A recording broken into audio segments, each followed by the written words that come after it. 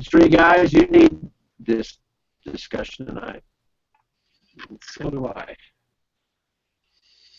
So we'll fire it up and we'll go through it.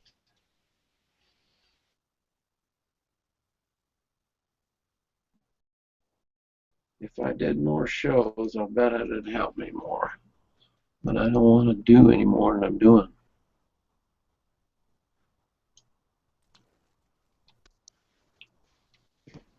Let's see here. Where is it? Okay. And there it is right there. And that should make it full show. Can you see that now, guys? Yes, we can see it. Okay.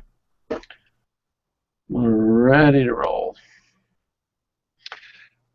All of us who are on in the green room tonight and participating in the film strip, we've all, I think, proven or wrestled with the idea of never quitting, never giving up. I can't imagine a human being going through this life and not struggling with this issue of persisting. There's times when life gets so heavy you just think, oh, this is enough. I don't want to do that direction anymore.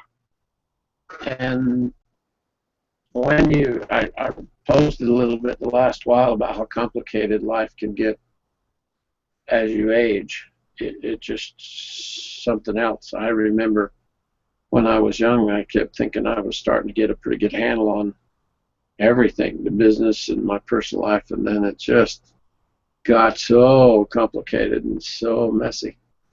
And then you say, okay, well then what? How does a person manage?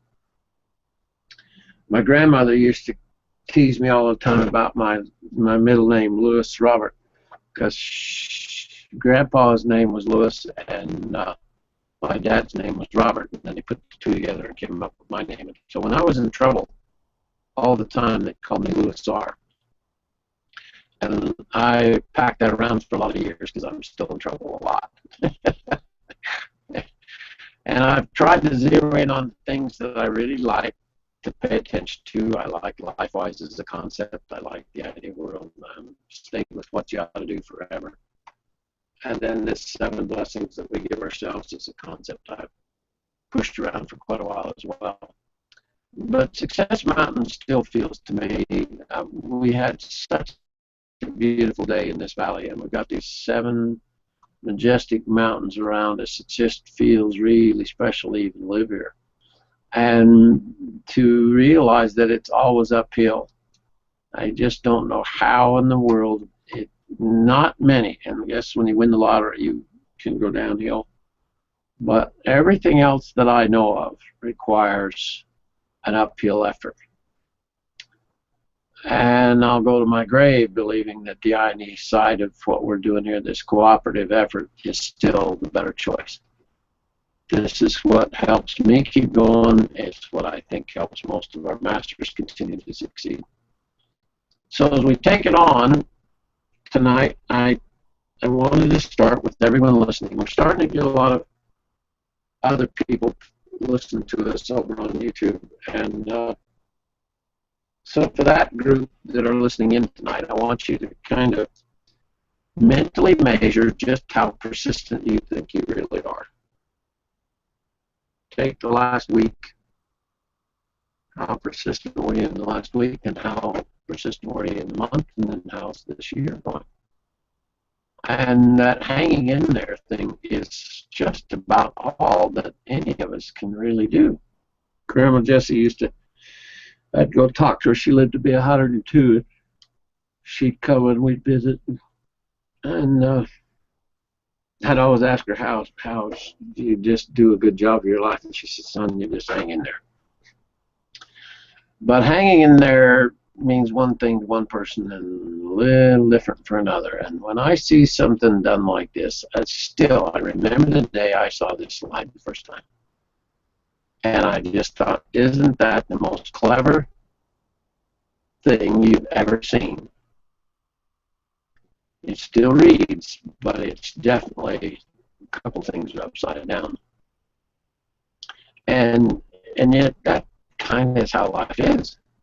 It never goes exactly like you want it to. And I've always kind of maintained that the real colors of a human being are when the ship's on the rocks. When things are, hey, hell, anybody can figure things out when it's easy. It takes this almost Superman, Superwoman effort to deal with things when they're on the rocks. And there's never a sign up for it. There's not a good indication of, okay, now what? How do I manage from here forward? And yet every one of us are going to have to deal with that. As our lives mature now, we're going to have to deal with, okay, how are we going to get where we want to go? And what will it take for us to continue to deal with the struggles that we have? And all of us are a little further along in life a little bit. We know this particular concept is really, really, really true. The very moment when you feel like giving up the most is the moment when you go out to dig in even harder. I remember seeing this particular letter style early on, and I thought it was so clever. It's such an interesting way to do a thought. And for hand-done kind of application, it's like bubble letters. It's just extremely forgiving. You can push it all over the place and still pull it off. And all you do is put these funky little chunk marks in it. It's just a slight variation of a regular bubble letter. And it takes a little time and practice to get to the point where you can do this cleverly and put somebody's monogram on something or hand letter out their name. You pull out the L and you pull out the E and then you pull out the W and then the I and then the S and stick those in. This takes some practice to get to a point where you can just freehand it. But boy, does it give you an open door.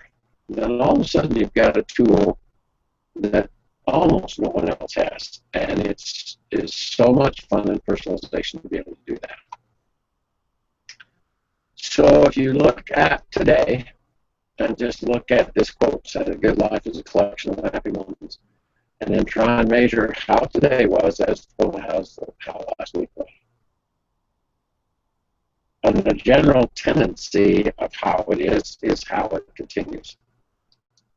And the idea that I'm trying to spread out tonight to the rest of the world is this extended reach concept. No matter how well you've done in the past, isn't there always room to improve? I just barely saw, I'm going to pull it up on my phone right now quick. I just barely saw a post that really, really appealed to me today. I threw it in my screenshots, and here it is. Whenever you cannot change your situation, you're challenged to change yourself. Change your thinking, change your attitude, change your perspective. Don't kill yourself, skill yourself. Isn't that just the most clever way to say it? Don't kill yourself, skill yourself. You never lose the ability to change and grow. Let's get growing. Now that, to me, is, I mean, how many times, I'm positive I've run across that thought 1,000 times in the last few years. And it's said in infinitely different ways, but every now and again, skill yourself, don't kill yourself. Emotionally, we often kill ourselves, but we don't bother to change. We don't bother to learn the new font, learn personalization, new way to do a new look. And I think that's what we really want to consider tonight. It's the big decision. If you're going to really take on the rest of your days, I don't know what's more important. And like Woody used to tell me all the time, sons, nobody's going to come along and do your life for you. If you don't like dentistry, bud, there's only one person on the planet that's going to get you out of it. When most or trying to make a decision and wish that somebody else would come along and decide for them. We can roll the dice. But no and maybe are basically the same thing. You can't get around this whole concept, is that one or the other is going to produce who you'll become and the degree of change you make. So keeping your emotions in your life and everything calm, but make some decision. You got make a decision. Let's give it a go. Let's find out what's the best possibility. We went to the bank today and kind of pushed some things around, and I don't think they're quite prepared for a guy like me, because I can make a freaking decision, and I usually will pull the trigger. So when we bump into something as a concept, and I started in the early stages when I came up with the idea. It was the same time that my friend was coming up with his flower baskets, and this is Woody Searle's son. And he was doing that, and I was doing this, and we were sharing encouraging moments together. He found my first video camera. I had never taken a video picture in my life. And he found a fancy video camera at a pawn shop and bought it, and brought it home and said, "Jensen, here it is. Go for it." And that inspiration for each other had led us to the most fun things. Rance ended up doing gardening, his display with his new baskets for the Queen in England. And he said, "Guess what I saw at the Royal Palace?" He bumped into one of the Fabergé eggs.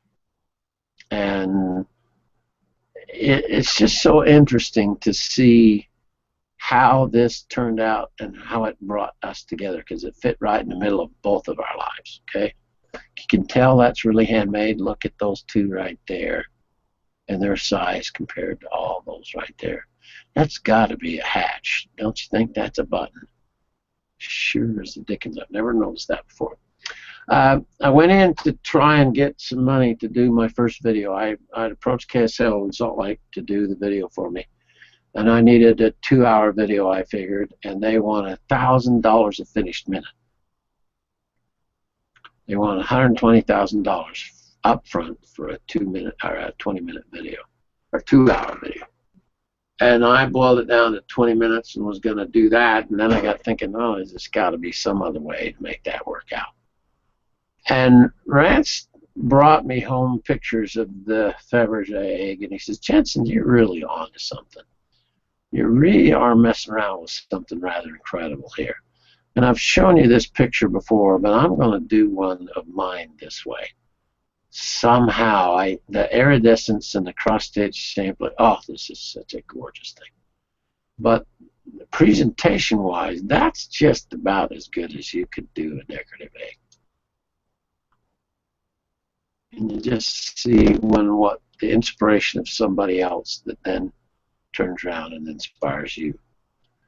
Then he saw these cute, these amazing little ceramic figures, and they were just so small except so incredibly well done.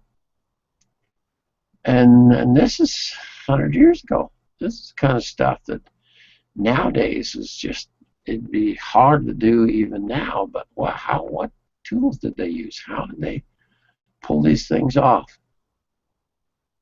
Such amazing, amazing stuff. And so when Rance came home from England, we just spent hours talking, because it had that new adventure, that trip that he took, and meeting the Queen and getting involved in that whole thing. This is little two kids from small town America that were beginning to play with the world. And we both had such a good time with that. And whenever I see concepts that I try and incorporate them. I try and go, well, what good, whatever.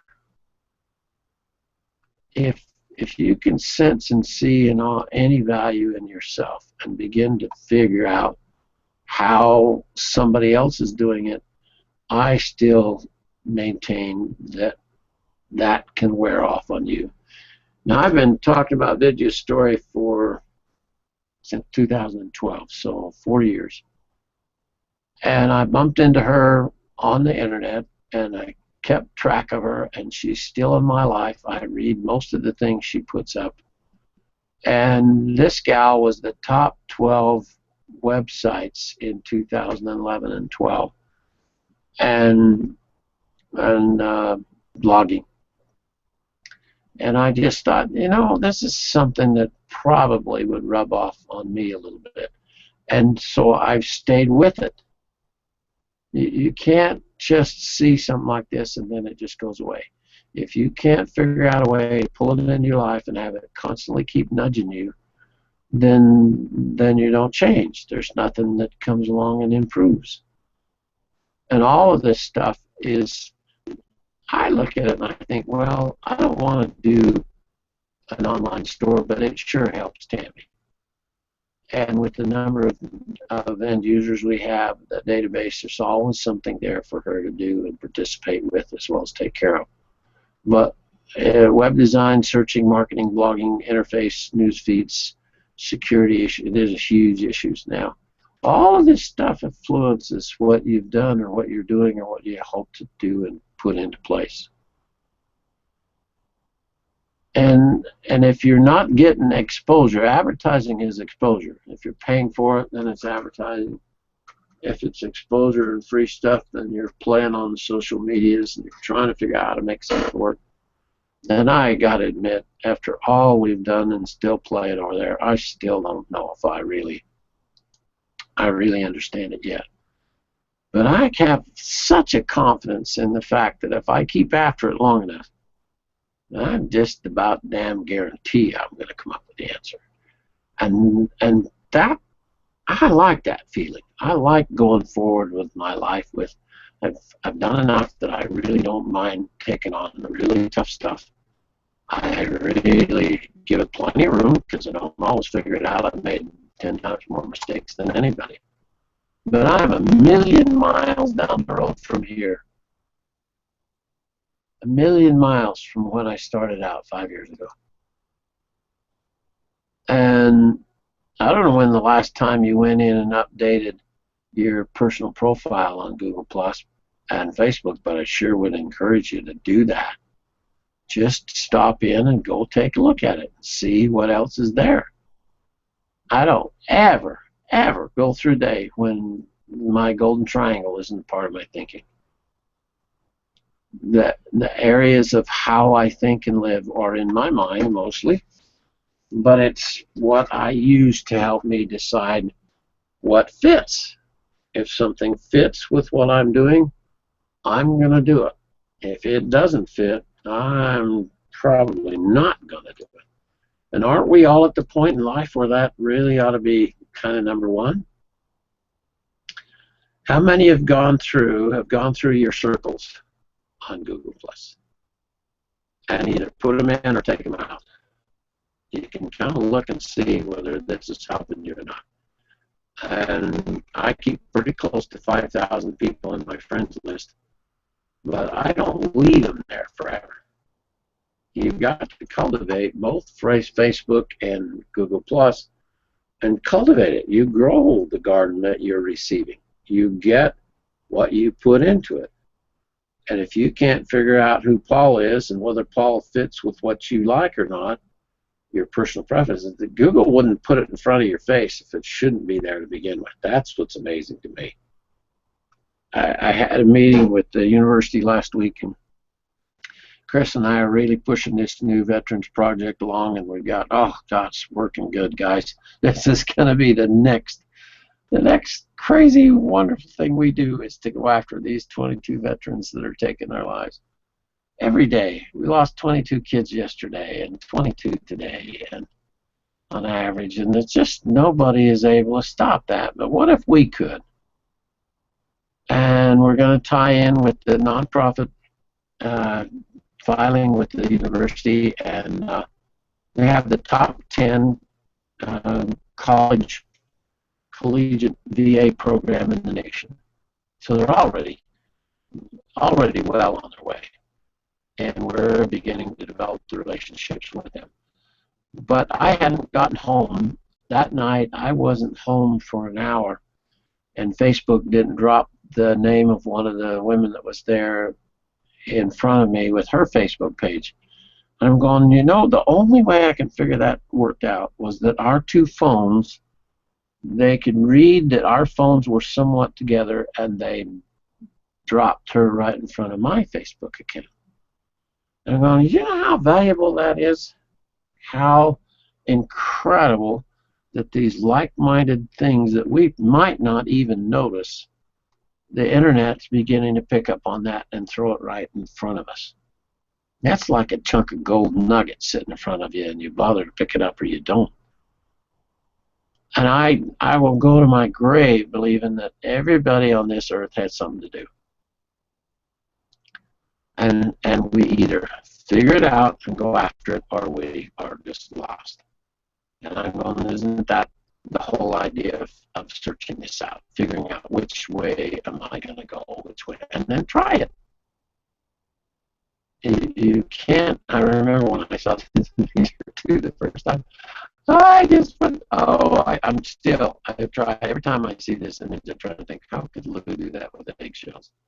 I gotta put me in the middle of a bunch, and that would take a lot of eggshells with me.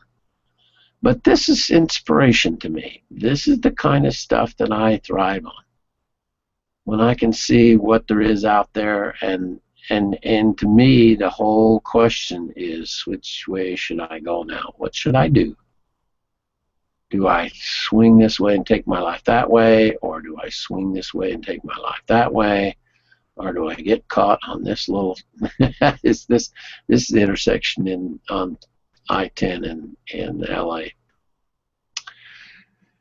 How many know what the price of gold is per ounce today? Now, you all have heard the story many times with my friend Jack Solomon, and Jack and Mark Bingham are in Jerusalem this week, and I talked to both of them this morning. And Jack's the one that always asks me what's the price of gold today. It's such an amazing thing because he pays attention. It's his whole life is in finance and in philanthropy. And so he knows, he pays attention to it. I can't go into his office and not pick up that 22-pound clock. And I got to know that it's just about 1,300 an ounce today. And yet it's a paid attention thing. You pay attention to the people on your media, on social media. You're either looking at some of them and watching what they do and trying to study and figure it out, or you're not. You're either wading into new materials, new things. Something you've never done before would be play with Italian lead crystal. But when I see this, I just go, wow, that's something I got to do. I've not done that. I've played with the promotional and gifting angle, so I'm pleased with that effort because it's been so rewarding for me personally. But it's interesting, if you've never touched a piece of optical grade crystal with the high speed or with the sandblaster, you're missing the real experience because it's just amazing what it turns into. So I wonder how many of you guys, you probably hear more than I do about how crazy Lou really is. I enjoy every minute of my insanity. But I played also with the advice and counsel that Jack gave me years ago about Rudyard Kipling's Who, What, Where, Why, When, and How. There's very few things I take on that don't get measured by this little ruler. So the things that I try and share with you are the things that have made things work better for me. And when I see something that really, I'm so convinced that what we chew on is what we swallow, and what we swallow is what we become. It isn't finding yourself, it's about a creation process. And And if you've got that position of your thinking in order, then how in the world is persistent? It's so much easier to persist if you've got this figured out. If you know what you're going after, then there's something to persist for. And now I'm just kind of boiling into my last 2 or 3 projects, and I'm just going, oh, God, I have a good life. I really like my days. Chris and I are just having an absolute ball together. It turned his life completely upside down when Joe died. The last 10 months have been just unbelievably challenging for him. They were married 30 years and tighter than 2 coats of paint, and then now he's completely on his own. But we're mixing into it a whole new batch of experiences, a whole new world. And he's got now something to persist with. And when you see that, then all of a sudden, I mean, I don't think search engine optimization means diddly squat to 90% of humanity. None of us even know what's going on there. When we start thinking about intuitive optimization, and we begin to realize that we're making progress, but it's a feeling, something going on here that we didn't even realize. So even now, can any of you guess where this web internet thing is actually taking anybody? When I talked to Jack and Mark this morning in Jerusalem, as easy, honest to God, as there.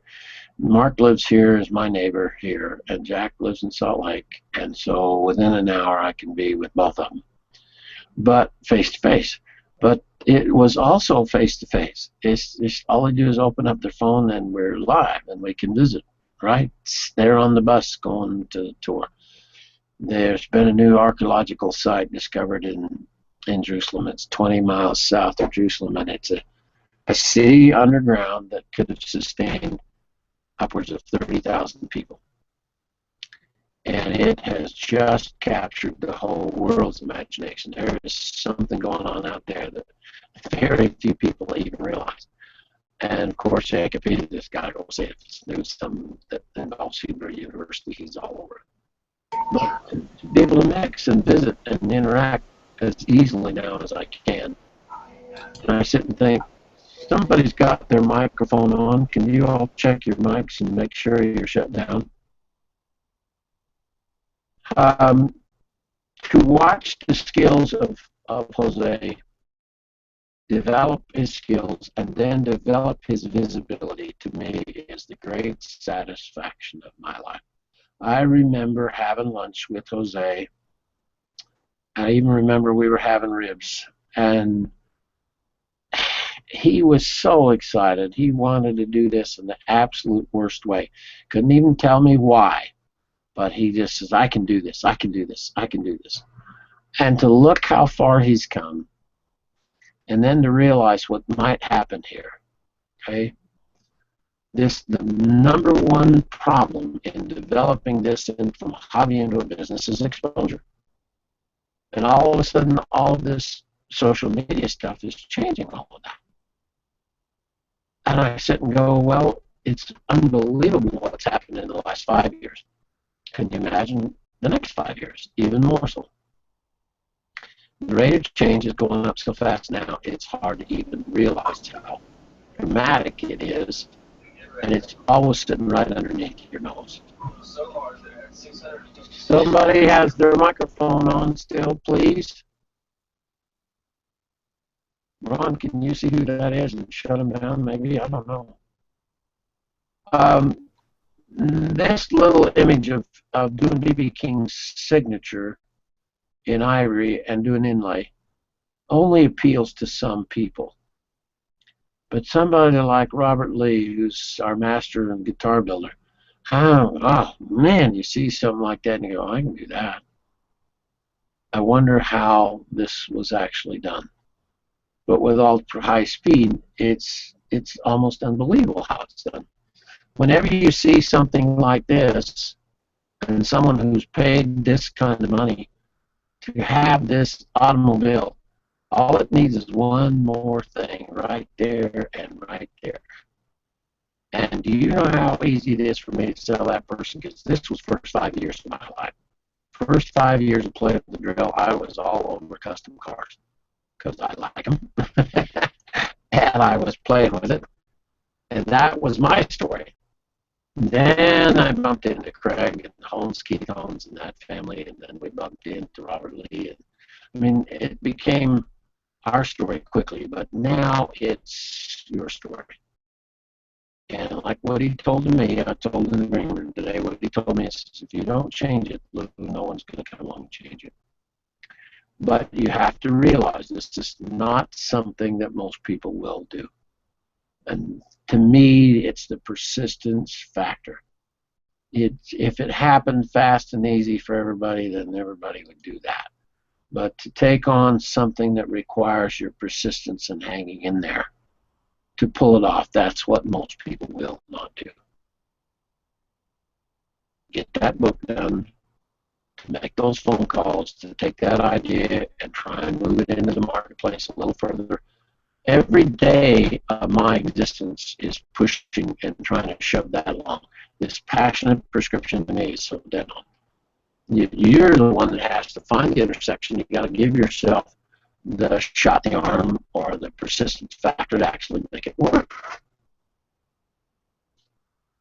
So, are we just talking in the wind here, or you got a thought in mind? Is there something really important that showed up in your life this year that you just have to persist with? An idea that it just won't leave you alone.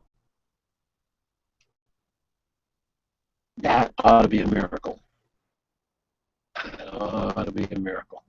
So, have you rewritten your life circumstances to be able to deal with reality and yet still pull this off? Move that miracle from an idea into your life. This is the most painful moment in my career with trying to help other people. When they tell me I haven't sold, I tried one of them damn eggs that didn't sell nothing. And I don't know how to even act when someone throws that at me anymore. I just about come unhinged because I sit and think, what in your life has ever happened as easy as one of anything? They're doing so much. The young lady from Korea has pushed this international HR thing on social media, and it's extremely successful now. And she's featuring all of us who've carved eggshells, and it tickles me to death because Tammy's there, Brian's there, all our masters are there. And when I sit back and realize how far it's come, I kind of ignored that group over the years. I met them in the early stages when I was just barely getting going. My first real show was in Oklahoma City at the Holiday Inn, Jay, in Oklahoma City, and that was called the Magoka Egg Show. A lady from Europe did the egg show, and I got in late to town that night, and I didn't have my stuff. I set it up and then put a towel over it so I couldn't see my carvings. And then the next morning I slept a little too long, and I came down to go into the show, and all the women were standing around my display peeking under the cloth to see. I was so tickled. They had never seen a carved eggshell before. And they about died when they found out it was a man, and I walked in the room. It was just the funniest experience. And yet from that moment to now, I couldn't even tell you how many eggs I've carved. Just I'd see an idea and I just have to try it. I see another idea and I have to try it. And then everybody says, "Oh, Lou, you're just so lucky." I'm going, yeah, this uphill effort, this going after it, it better be something that you really turns you on. If it's not, you're not likely to make it work. If you have the passion that Esther Williams had for swimming, it doesn't take you much to get in the water. And it's so interesting to watch Gary Price now. I hope you're all connected with Gary on social media. He does a lot on Facebook. And Gary's launching the Statue of Responsibility, which will be the bookend statue on the West Coast to match the Statue of Liberty on the East Coast. And liberty requires responsibility. And responsibility requires liberty. And so it's going to be such an amazing thing. And from the moment I first met Gary Price, it's been a friendship, a relationship that I treasure immensely. And every time we get a chance to encourage each other, what a great moment.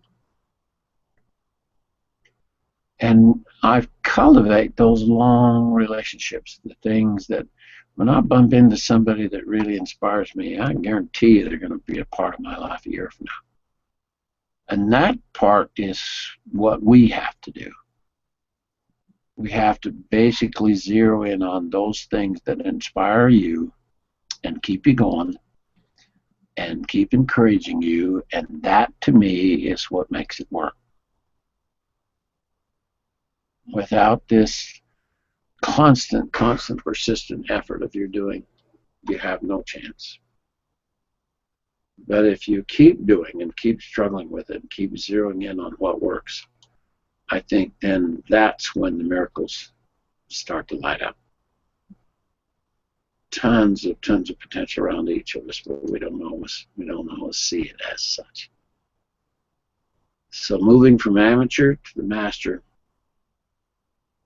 this process is a process. You start out not having any skills, but instead of killing yourself, skill yourself. Move yourself into the role where you're really good at something.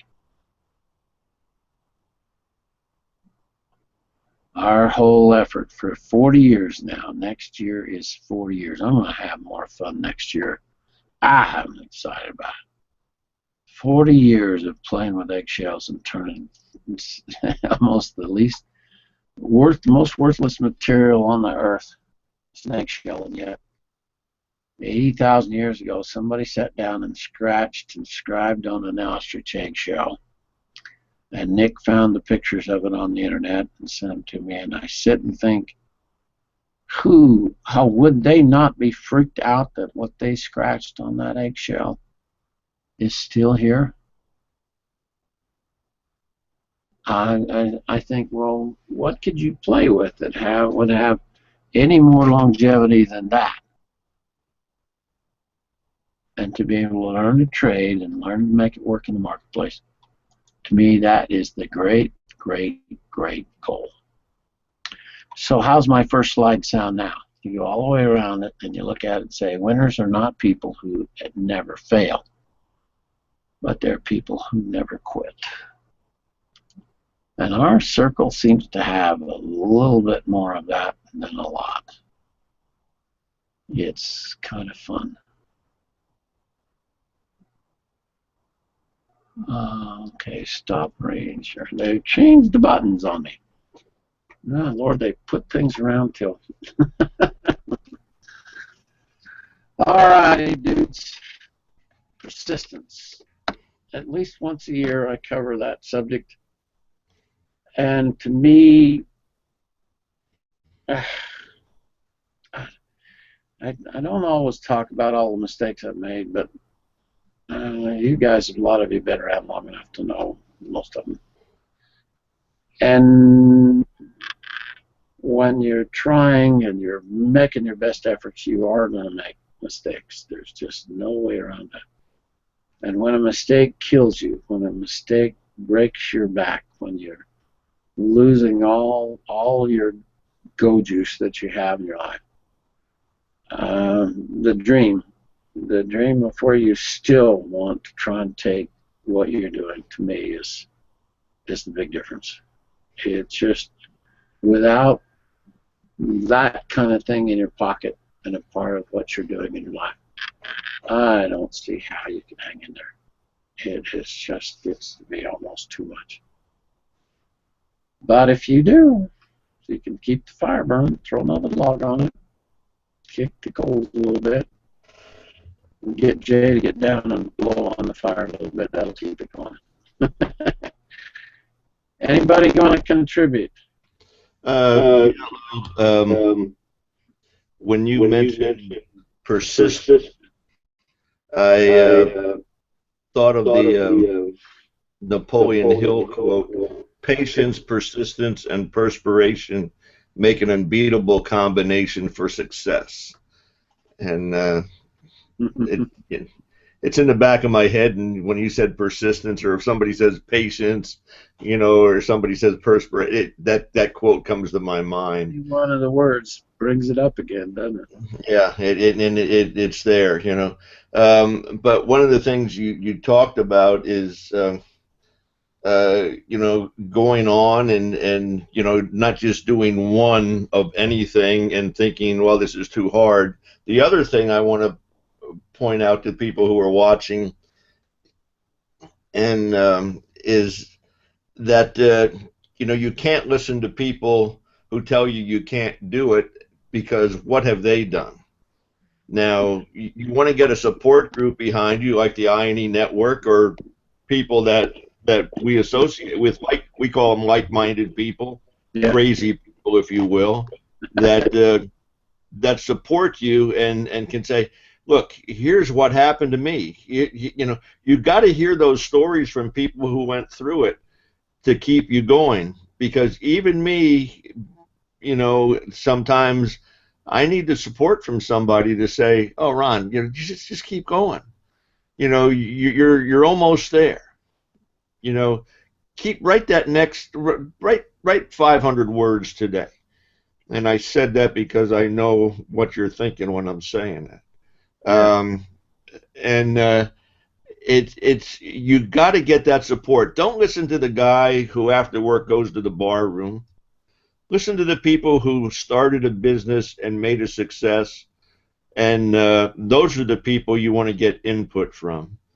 Um, and you want to talk to the people and follow the ones who are doing and made a success out of what you want to do.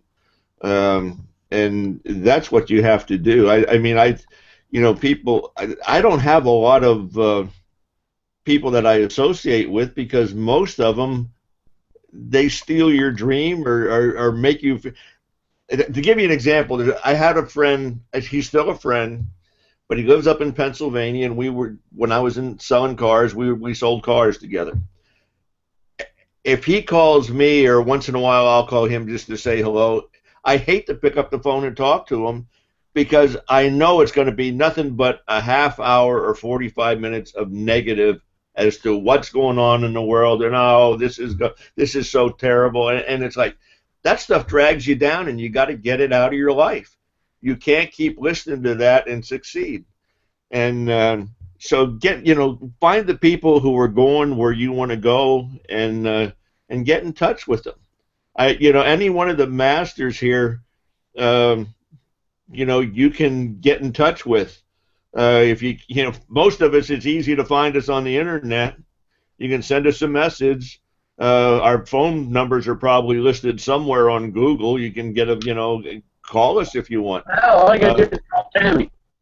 Tammy can connect anybody with anybody. And I sit back and I think, why, when you've got the resource available. Now, I know, Ron, you've done probably as much as anyone at helping to encourage and keep people going. And it's discouraging when they won't actually do anything. You're giving them lots of advice and counsel that I think is really valuable, and then they don't bother to actually do anything with it, but they keep calling.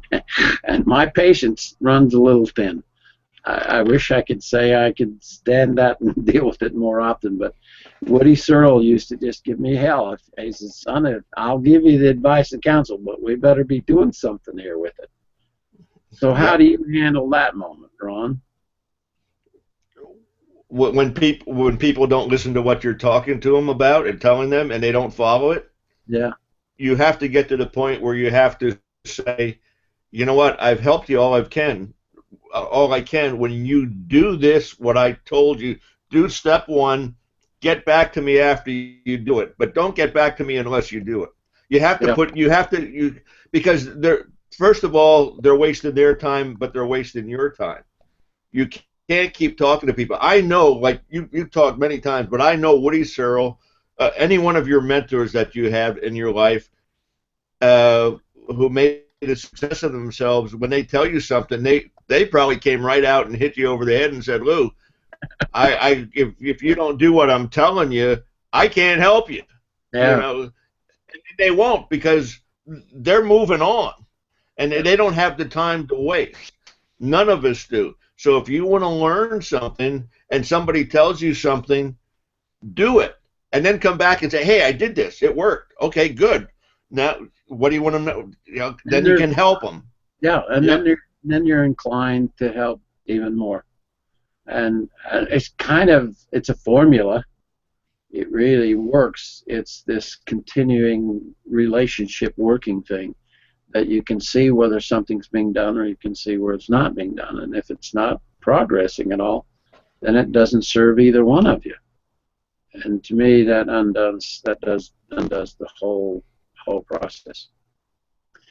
And with the internet, it's so easy to get on a hangout, and somebody can hold up a piece of work and say, I did this, but here's what happened. What did I do wrong?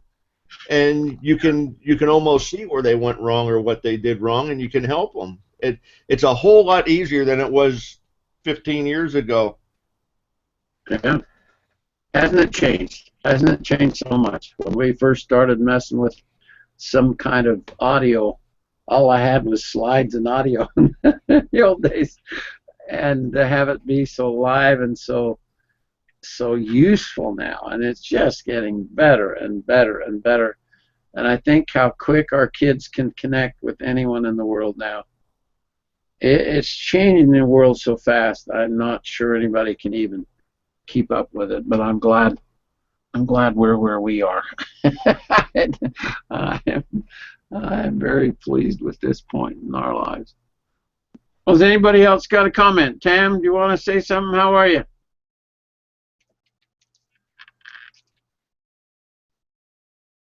You're muted, Tam. I'm here. Can you hear me? Yeah. I'm doing great. And I definitely believe in the persistence. I've been brainwashed for the last 29 years from someone in our circle. And so I agree. I agree. If you find something that you really have a passion for, you stay on it, dang it. You just stay on it. Tam probably has more opportunity to mix with people in the database as a whole than almost anyone else. And by her own doing, you say find somebody that's done what you're thinking about doing and then stay connected. To me, that's fantastic. She really does hang in there with people, even longer than I would. There's a lot of times I would just go crazy because I just can't get somebody. Some people just will not move off a dead center if their life depended on it. And I get. You just have to keep encouraging them. Just keep encouraging them.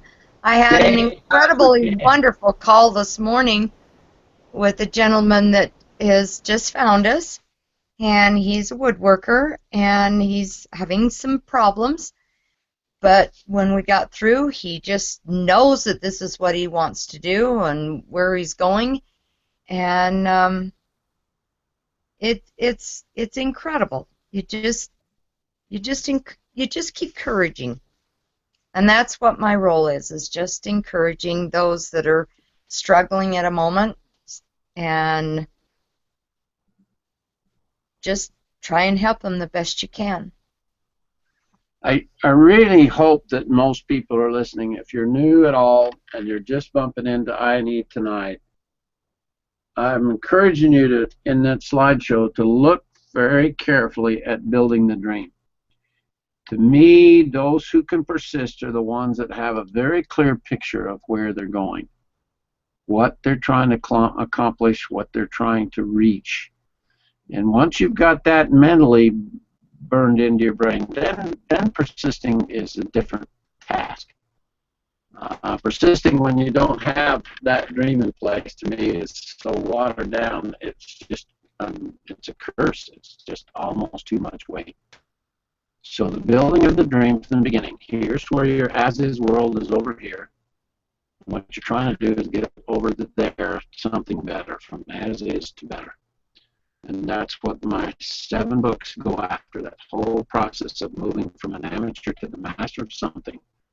Is so phenomenal, because all that process does is focus you.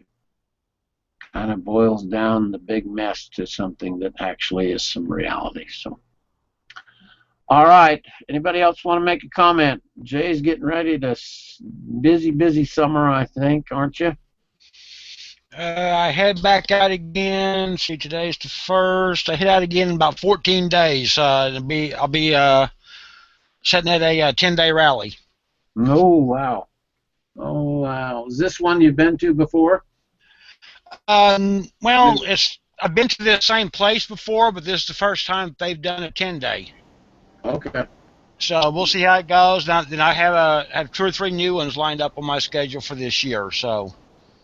Well, if you're going back at all, there's the ones I love.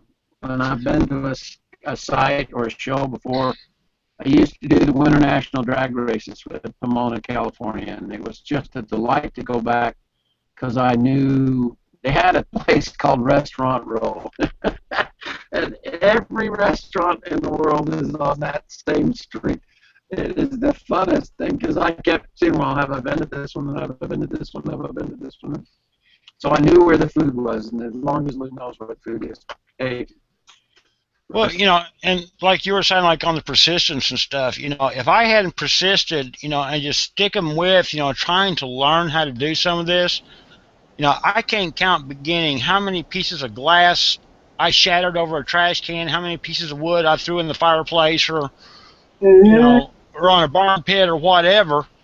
And it's to the point now, especially, learning how to do motorcycle work. If I tried to quit right now, I know too many bikers that wouldn't let me. Oh, isn't that fun? Lou, Jay's talking there, and I got to say this. He posted a picture today of, I think, the first piece that he did on a motorcycle and on a piece of chrome. Yep. And I'm sure I never would have said it to him after he did his first piece, but I can say it to him now. Jay, you looked at that and you probably think, how did somebody ever want me to do that? Because it doesn't look so good. And compared to the work that he does now, where his lines are so much smoother, he knows how to work with the chrome, the different layers on a Harley piece that has a different chrome plating than some other bikes do. But this is all stuff that Jay learned. But you go back to your first pieces. I still have some on the shelf, my first piece, and I look at them and think, holy smoke, that's terrible. But that's how you learn. You got to do the terrible stuff and keep it and look at it to see how far you progress. Jay, you come a long way in a few years, and we are so proud of you for what you've done and what you could the stuff that you've learned on motorcycles and what you do, you could teach the masters how to do it, because that's your specialty and that's your passion. I agree, Ron. I agree. And another thing is, I wouldn't let him quit either. I have my very first piece of glass that's 29 years old. It's in my desk, and every once in a while I get it out and I look at it and I think, oh, I wouldn't show that to a soul. I wouldn't show it to anyone because it's so terrible. And yet I love doing glass and I'm good at it. So yeah, Jay, I wouldn't let you quit either. You've got so many people that call me and ask, well, what about motorcycles? Well, go look at Jay's stuff because it's incredible. So well, it's just like I ran into a gentleman here 3 weeks ago. I can't think of his name right off the top of my head. He actually lives up in Nevada, northern part of Nevada. And he actually has one of the power pins that he probably bought 20, 25 years ago. Yeah. And he used to do eggshells and all that, and he just kind of got out of it. It got packed in the back of a closet and stuff like that. And he was here in town for his granddaughter's graduation. And it just so happens that part of my family knows him and all that. Anyway, he was over at my sister's house, and I went over there and had some of my stuff, and he got to looking at it, and we got to talking. And I found out after I left, he got to talking to my sister and asking her, how long has he been doing this? 10, 15, 20 years? She goes, no, he's going on only like 4 years. He's like, you've got to be kidding. He goes, all right, he goes, that does it. He goes, I'll retire here in about 3 years. I'm going home and digging my equipment out of my closet. Good for you, Jay. Good. So he may be giving you a phone call sometime, Tam. I'm sure he will. I'm sure he will. That's so much fun. I got a Facebook post today, and it was, I'm an old member. And I thought, it's so interesting because those of us that have persisted, we really have something now. And unless you do that and stay with something, if you change your focus and your energy and your effort in your life, it takes 8 more years to get anything really going. And I sit and think, can you, any of you sitting here tonight, imagine what Jay's going to be doing when he's been doing this 8 years? Twice as long. It's going to be phenomenal, Jay. And then you get to a point where then people start wanting you to help teach them. That's the very next thing that starts to happen. It's as automatic as the wind blowing. Somebody says, I need some help, and you do know enough to really actually help them. And that's the whole other half of the business. So it's an evolution. It is just a slam dunk for you. Well, I've had a lot of help and a lot of inspiration from this group right here. I know I've talked, Tam's ear off, I don't know how many times, Ron, Mel, even you, Lou, and I'll be the first to admit, there were times there at the beginning I wanted to throw my hands up and say I quit, especially when I was having to have that thing literally taped into my hand. Yep, absolutely. I wanted to say I quit, but I didn't. I started having too much fun with it, and it got to a point I'd get up in the mornings, and that's the first thing I'd want to do is get in my wheelchair or whatever and get to my studio.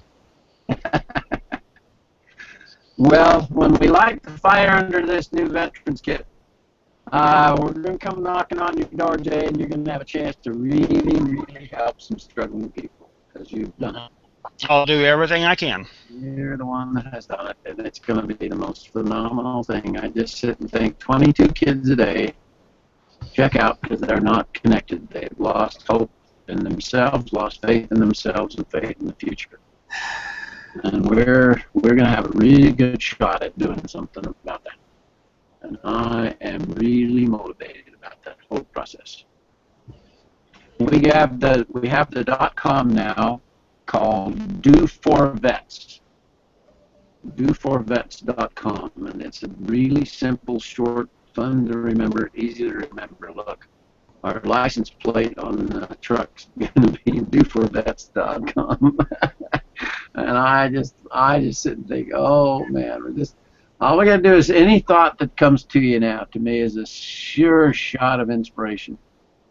It'll come to you saying, well, this will help, but this will help, but this will help, and I'm going to just try and marshal our entire network around the concept to see if we can't actually solve one of America's worst problems. Is how in the hell can this happen in this day and age, in this country, the wealthiest country on earth, and it's climbed from 8 kids a day to 22 kids a day, and I'm going, oh, God, we just got to stop that problem. There has to be a way. One of the big things we're struggling with in our meetings is the VA doesn't even know who these people are. And so we've got to come up with some brilliant way of finding who's on the very bottom of the barrel, who is not getting any help and attention. And so if you can start thinking about that, we got to figure that out. If we can't get to them, no matter what we've got, we're not going to be able to help. So I can give you some pointers on that right now, Lou. I bet you can. I bet I'm just sitting thinking if there's anybody that knows the ropes there, it'll be Jay. Give me a phone call anytime, and I will. As soon as the structure, we're doing it as a nonprofit. Mm-hmm. And we're going to work with Salt Lake Community College. They have 60,000 students, so it's a really decent school, and they're in the top 10 veterans education programs in the nation. So we're playing with the right people. And this last week we had lunch with the people that are getting ready to develop the program, and Chris just started talking to them about how hard it is when you slip into hopelessness, when you see no way for your future, and you start losing that hope in the future. Most of us don't talk that language. We don't really even understand what somebody's going through in that mode. And so I know your story, Jay. You're as good a story as there is on the planet for having grabbed your life and turned it around. And you're just doing such an amazing job with it. It's called What If? What if? What if? What Yeah, if? the world's toughest question. Yeah, it's what if I could do this? If I could do this? What if? It's opening up the laws of attraction from the universe. What if? It's going to be fun. You got to teach these kids what if. Well, my biggest what if lately came to me last night. Like I told you, Tim, when I called you last night, like I told Lou, talking to someone that's a close friend of your all's, Diane Ham, and she popped up this deal. Well, you need to come up here where I'm at and join me for a rally, and we could engrave together. What you ought to do? Which is, for me, one of the misters in this group saying that to me and telling me, and Diane, I hope you're listening tonight, because it meant the world to me, that over the past 2 or 3 years she has been watching me from the background, watching me progress, seeing how far I have come already. Well, Diane's had a degree of success that not a lot of people have ever had, and yet she's had as big a struggle as anyone else has had as well. And that's a little bit hard to ignore. When people take on challenge. I talked about it in the show tonight. Uphill. It's going to be a challenge. There's no good thing by easy going downhill. The good stuff is always going to stress and challenge us a little bit. So. All right, troops. I got to go. I got some other things I got to get done yet tonight. So appreciate you slipping in and jumping in. I'm sorry I got in. I had 4,300 items on my desktop, and I think that's what's messing with my computer. What do you think? Can I just say one real quick? Yeah, Joni. I want to apologize for not being on very much, but I have been, I'd say, ill on and off for at least a month now. Uh-oh. It's a lot to do with my heart, and I've gone back and forth to in fact, I've spent the last 3 days going to the hospital, coming home, going to the hack, and anyway, all that nonsense. But I just want you to know that I haven't given up on you, so please don't give up on me. No, never. Never, Joni. Of everybody speaking here, I think I bumped into you first, lady. Yeah, I think you did too. You and I have been down a very, very long road together. And I found Joni Huff this couple of weeks ago too, and I've connected with her again. So yeah, it's been quite an adventure.